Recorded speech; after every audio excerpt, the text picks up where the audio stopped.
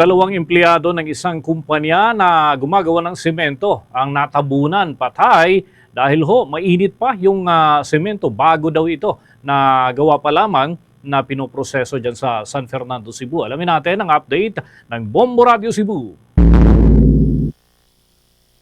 Patay ang dalawang trabahante ng isang kumpanya ng semento sa Barangay South Poblacion, San Fernando, Cebu matapos matabunan ng mainit at bagong gawa ng semento habang naglilinis sa cement grinding area noong Nobyembre 18, 2024.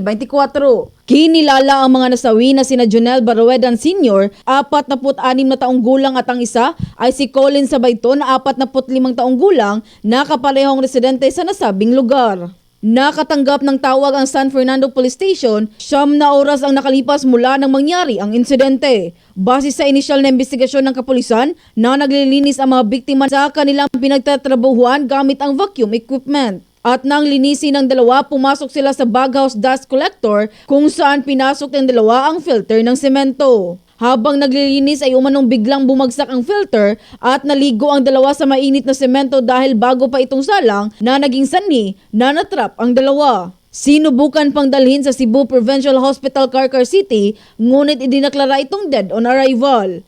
Sa panayam ng Bombo Radio Cebu sa kapatid ni Jonel na si Marivic Lariosa, kung saan emosyonal nitong ibinahagi na sa loob ng 13 taong pagtatrabaho ni Jonel ay hindi niya inaasahan ang magiging kapalaran ng kanyang kapatid. Panawagan din ito na naway matulungan ito sa gastusin lalo na at kakakolehiyo pa lang ng panganay na anak ng biktima. Kapatid ko, alam namin na sa simento, na tabunan ng simento. Tapos, sabihan kami doon sa kapitbahay namin, ganyan ang nangyari sa kanya. Masok sila doon sa loob, doon sila na yung sinilo na bumagsak.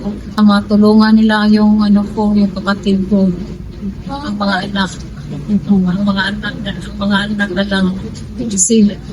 5 sila. Ating napakinggan si Marivic Lariosa, ang kapatid ng isa sa mga biktima. Mula rito sa lungsod Lawigan ng Cebu, Bombo Joanna Cañati para sa number 1 and most trusted radio network in the country, Bombo Radio Philippines. Basta Radio, Bombo!